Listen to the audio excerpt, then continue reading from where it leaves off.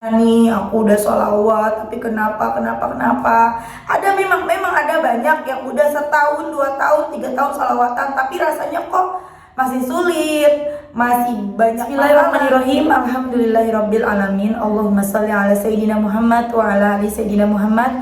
Assalamualaikum warahmatullahi wabarakatuh. Halo teman-teman, apa kabar? Mudah-mudahan teman-teman selalu dalam lindungan Allah Subhanahu wa taala. Amin ya rabbal alamin. Alhamdulillah, kali ini aku akan sharing lagi pengalaman sholawat dari teman-teman kita. Tapi sebelumnya buat teman-teman yang belum subscribe, di subscribe dulu biar aku makin semangat lagi bikin videonya. Dan buat teman-teman yang punya testimoni sholawat, langsung aja kirimkan testimoni teman-teman ke nomor WhatsApp yang ini. Dan buat kalian yang testimoninya belum ditayangin ya teman-temannya, yang kemarin-kemarin udah kirim belum aku tayangin, tolong chat aku ulang ya, karena memang aku baru ganti handphone, jadi chat-chatnya pada hilang-hilangan teman-teman. Nah, buat teman-teman yang belum punya buku ini, belum beli buku ini, jangan pernah lelah ada nikmat di setiap sholawat. Ini buku pertama aku, insya Allah bisa nambah semangat kita dalam bersolawat. Harganya 55.000, teman-teman bisa beli di Gramedia atau teman-teman bisa chat admin, ini nomor adminnya. Kalau teman-teman mau dapat gratis ongkir, teman-teman bisa belinya di Shopee ataupun di TikTok Shop aku ya. Langsung aja hubungin admin untuk nanyain link Shopee-nya yang mana. Nah, yang punya Instagram maupun TikTok, jangan lupa follow Instagram dan TikTok aku, Miliza Armelia. Oke, langsung aja sekarang akan aku bacain testimoninya. Ini dari Mbak Siti di Jawa Timur. Assalamualaikum Mbak Mel. Waalaikumsalam. Saya mau izin testimoni sholawat. Nama saya Siti dari Jawa Timur. Saya seorang single mom, punya 2 orang anak. Yang pertama kelas 1 SMK, anak yang kedua masih TK. Saya ditinggal meninggal sama suami saya. Tepat pada tanggal 16 Mei 2019, suami saya meninggal dengan cara ini Allah ingin menjadikan saya orang yang lebih baik dan lebih kuat, karena dulu saya sholatnya selalu telat, tidak tepat waktu dan tidak pernah sholat tahajud, duha. Saya orangnya selalu ngandelin suami, nggak mau ribet. Waktu suami saya meninggal, saya juga ingin mati Mbak Mel, untuk masih ada anak-anak yang bisa menguatkan saya. Selama 1 tahun serasa seperti orang gila, saya setiap hari pergi ke makam suami. Tepat pada tanggal 1 Februari 2021, saya melihat ceramah Ustadz Yusuf Mansur tentang sholat tepat waktu dan sholawat. Dan saya langsung sholat tepat waktu dan ngamalin sholawat, tapi masih sedikit, cuma saat di sholat aja.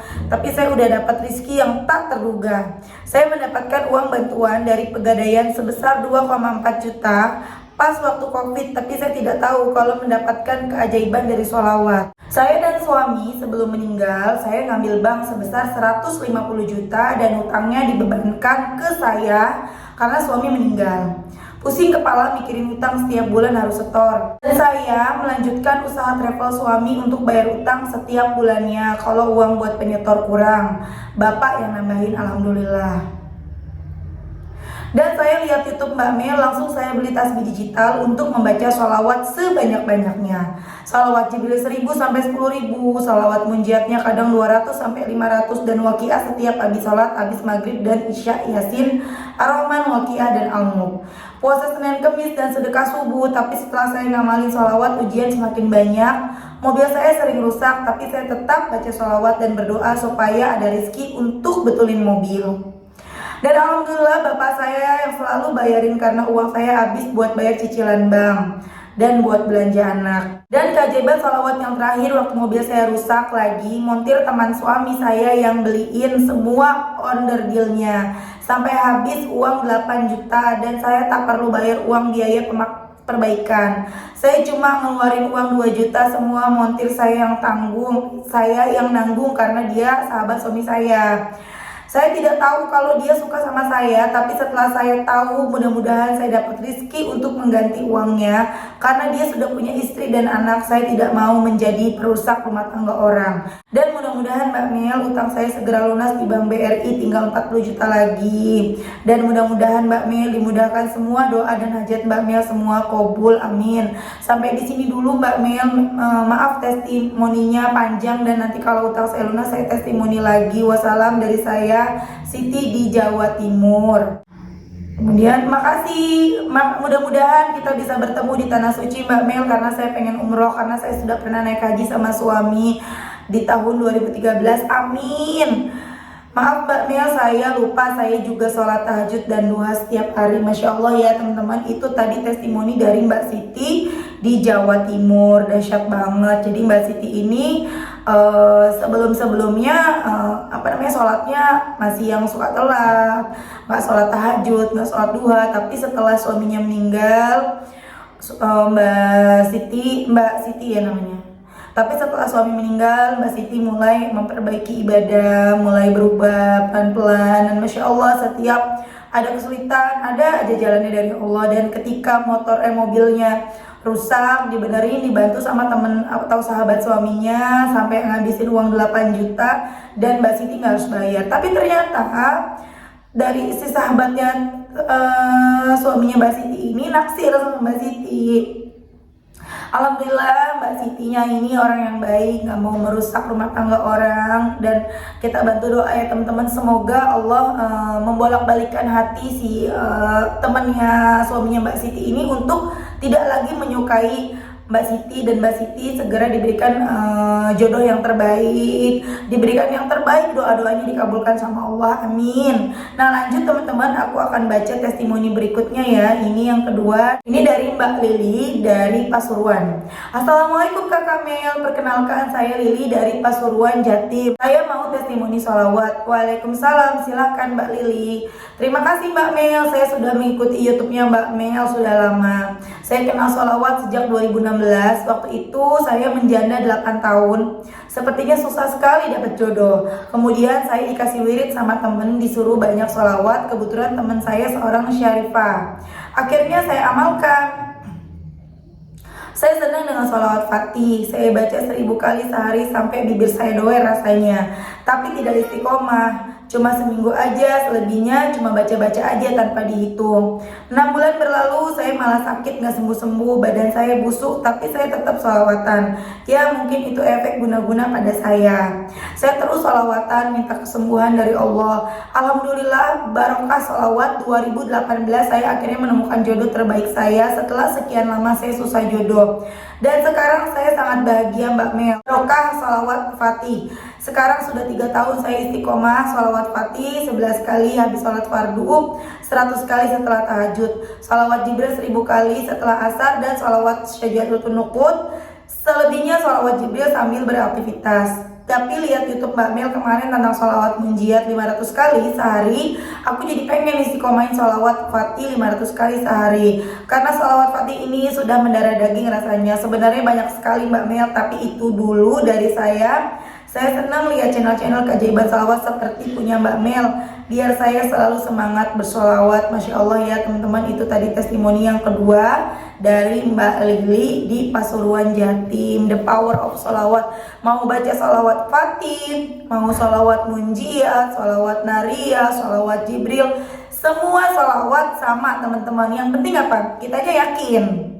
Ya karena percuma kita baca sholawat yang banyak, baca sholawat Ibrahimiyah yang paling agung sekalipun, kalau kitanya enggak yakin. Kita harus yakin dulu, kemudian kitanya istiqomah baca, pasti akan ada hasilnya teman-teman. Minim-minim itu biasanya 2 bulan teman-teman. Kita udah istiqomah 2 bulan baca sholawat ya, terserah mau Jibril, munjiat dan lain-lain, insya Allah nanti kesana-sananya nih ya teman-teman. Setelah 2 bulan berlalu, kesana-sananya tuh kita tuh kayak yang pengen apa kobul, pengen apa kobul, dan kita tuh punya hati yang apa-apa yakin sama Allah. Itu baru 2 bulan. Gimana kalau kita istiqomah 2 tahun, 3 tahun, bah itu mah keren banget teman-teman. Cobain ya. Jadi kita jangan apa-apa tuh kayak yang mana nih aku udah sholawat tapi kenapa. Ada memang ada banyak yang udah 1 tahun, 2 tahun, 3 tahun sholawatan, tapi rasanya kok masih sulit, masih banyak masalah dan segala macam. Masalah memang selalu ada ya, tapi orang ini tuh kayaknya berdoanya nggak dikabul-kabul, kayaknya hidupnya makin sulit segala macam. Sebenarnya bukan gara-gara sholawat ya teman-teman. Mungkin dia tetap baca sholawat, tapi dia sholatnya nggak benar. Mungkin kadang tinggalin sholat, atau mungkin sholatnya diintar-entar ya, itu kan dosa. Kita baca sholawat misalnya 1000 kali nih, Allah hapus 1000 ampunan dosa. Tapi kita hari ini telat sholat 5 waktu, misalnya sholat subuhnya kesiangan kita nggak sholat isyaknya kita udah kecapean kita nggak sholat, udah 2 kali ninggalin sholat di hari itu. Ya nambah dosa lagi, kehapus dosa tapi nambah dosa lagi. Itu baru di bab sholat, belum di bab ngomongin orang, belum di bab kita ngelakuin hal-hal yang lain, dosa-dosa yang lain. Kita ini kan manusia biasa yang nggak luput dari salah dan dosa. Nah kalau udah baca sholawatnya cuma sedikit, kita numpuk dosa setiap hari, setiap waktu, ya gimana kita mau jadi orang yang lebih baik loh.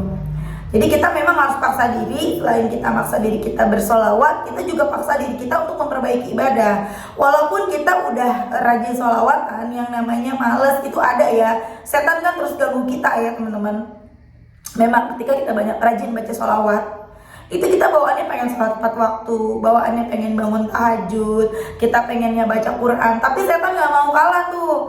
Kita udah kepengen banget nih, tahu-tahu waktunya mau baca Quran, males, ntar aja deh zuhur, tahu-tahu di zuhur, ntar deh asar, ntar deh maghrib, ntar deh isya, akhirnya nggak ngaji.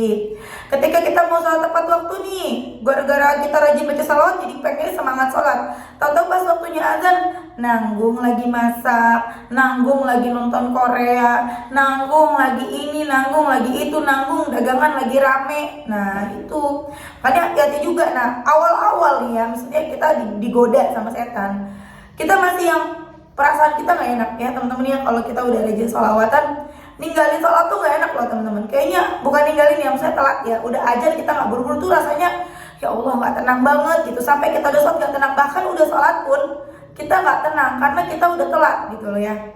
Itu awal-awal. Tapi kalau kita dibiarin lagi, besoknya telat lagi, besoknya telat, lama-lama kita ninggalin sholat udah nggak ada rasa bersalah lagi, udah nggak ada rasa nggak enak lagi, udah nggak ada rasa nggak tenang lagi, karena kita sudah terbelenggu oleh dosa. Jadi dosa itu udah jadi terbiasa sama kita. Sama kayak kita misalnya bohong. Pertama bohong kita merasa bersalah, merasa berdosa, kedua kali, ketiga kali, keempat kali, seterusnya kita jadi orang yang terbiasa berbohong. Dan ketika kita berbohong ya biasa aja, kita nggak merasa itu sesuatu yang salah karena kita sudah terbiasa, sudah terbelenggu oleh dosa-dosa itu sendiri. Ya teman-teman, ayo semangat sholawatan, kita tuh punya Allah. Yang kedua tadi Mbak Lili, Masya Allah banget ya. Akhirnya Mbak Lili menemukan jodohnya setelah 2 tahun. Tadinya 8 tahun susah banget jodoh. Mbak Lili ini seorang janda dan tadi beliau sempat bilang katanya setelah baca sholawat malah badannya sempat membusuk. Aku percaya teman-teman ya, karena hal-hal seperti itu, hal gaib seperti itu memang ada. Tapi insya Allah teman-teman, dengan kita deketin diri ke Allah, perbanyak sholawat, baca Quran, sedekah, itu dilawan semua itu kita sembuh. Ya jadi jangankan kita pakai doa segala macam, kita pakai pikiran positif aja, nggak kita pikirin, nggak kita jadiin beban, itu kita bisa sembuh. Ya mungkin untuk orang-orang yang non muslim ya, mereka kan nggak pakai deketin Allah, tapi dengan mereka berpikir positif, dilawan, sembuh. Apalagi kita punya Allah, kita doa, kita zikir, nggak bakalan takut sama yang gitu-gituan. Dulu aku sering banget kena yang begitu-gitu ya teman-teman, zaman dulu ya. Tapi semenjak aku rajin sholawatan, kayaknya tuh kayak misalnya aku kadang juga aku suka kena loh, lagi diem, lagi anteng-anteng sehat-sehat, tiba-tiba sakit pinggang tuh tiba-tiba tuh ya. Aku dengerin murotal, aku dengerin ruqyah gitu, aku dengerin, sembuh. Jadi ketika aku sakit, bodo amat, baca sholawat sebanyak-banyaknya, aku yakin. Jadi gini, kalaupun kita kena, berarti Allah mengizinkan itu terjadi sama kita. Kok bisa? Ya berarti kita mungkin banyak dosa, Allah lagi mau ngapus dosa kita, Allah lagi pengen ngegugurin dosa-dosa kita. Seperti itu teman-teman. Jadi ya yakin ketika kita rajin bersolawat, kita deketin diri kita sama Allah, kita punya keyakinan yang kuat sama Allah. Kayaknya bawaan itu apa-apa ada Allah, ada Allah, ada Allah. Sama seperti testimoni aku yang tadi siang ya, tadi pagi. Aku selalu berdoa sama Allah, ya Allah berikan rezeki yang berkah untuk bisa nambahin renovasi rumah lagi. Uangnya kurang ya Allah, nggak ada bayangan dari mana, tapi aku yakin Engkau kasih dari mana jalannya. Udah Abis doa ya udah lakukan aktivitas seperti biasa. Aku nggak mikirin dari mana, gimana caranya, aku nggak mikirin itu. Dan masya Allah itu terkabul teman-teman. Jadi aku tambahin sedikit cerita aku ya. Jadi aku ini kan ada rencana mau pindah teman-teman ke Bekasi, menetap di Bekasi. Otomatis suami aku berpikir keras dong. Kita punya cicilan rumah yang nggak sedikit, 6.500.000 per bulan. Rumahnya tinggal 2 tahun lagi. Kemudian teman-teman jangan sampai ya yang pada belum punya rumah yang mau nyoba riba, mau nyoba KPR, jangan sebaiknya, karena itu riba ya teman-teman. Mentok-mentok kita yang syariah nggak apa-apa deh, tapi kalau bisa jangan, sholawat aja. Dulu kan aku nggak paham, jadi sekarang udah terlanjur, tinggal berusaha untuk melunasi ya, tinggal 2 tahun lagi. Nah suami aku takut dong untuk keluarnya, dia masih yang mikir-mikir nanti gimana gitu ya, apalagi kan seorang kepala rumah tangga, mikir lah. Nah suami aku bilang ya udah nanti aku keluar, tapi paling enggak udah dapat udah dapat bonus. Suami aku bilang gitu. Lah aku pikir ya Allah, kalau dapat bonus itu kan biasanya di bulan November, di bulan September. Kalau misalnya keluarin November September, kapan lagi kita mau pindah? Sementara aku pengen banget pindahnya bulan Juni. Karena anak-anak kan mulai awal sekolah lagi kan di bulan Juni atau Juli gitu ya. Aku nggak mau nanti kalau misalnya nunggu bonus di bulan November baru keluar, anak-anak aku jadi anak baru sekolahnya. Aku nggak mau, karena jadi anak baru itu nggak enak banget teman-teman ya, dibully, karena aku pernah ngerasain. Apalagi anak aku ini yang pertama rada-rada pemalu banget sih, bukan rada-rada, ini pemalu banget. Nanti kalau misalnya pindah takutnya dia ya nggak nyaman di sekolah. Makanya aku pengen banget awal masuk sekolah udah langsung di Bekasi. Tapi ya udah, aku kembali lagi ke Allah. Ya Allah tolong ya Allah, hamba nggak tahu gimana caranya. Pokoknya mudah-mudahan bulan Juni bisa pindah, terserah ya Allah. Kalau emang kau ridho, bonusnya keluar secepatnya sebelum bulan Juni. Tapi kalau memang bonus itu keluarnya setelah bulan Juni, mohon berikan jalan rezeki yang lain sehingga suami emang nggak harus nunggu bonus gitu loh. Dan the power of sholawat itu terjadi, bonus tiba-tiba keluarnya di bulan April yang nggak pernah kepikir sama aku sebelumnya. Oke teman-teman, terima kasih udah nonton, mudah-mudahan bermanfaat dan jadi motivasi buat teman-teman. Kita doakan semoga Mbak Siti dilancarkan segala urusannya, kemudian Mbak Lili juga, dan Mbak Lili juga lagi hamil besar. Kita doakan semoga Mbak Lili nanti persalinannya lancar, sehat ibu dan bayinya, amin. Terima kasih teman-teman udah nonton. Assalamualaikum warahmatullahi wabarakatuh.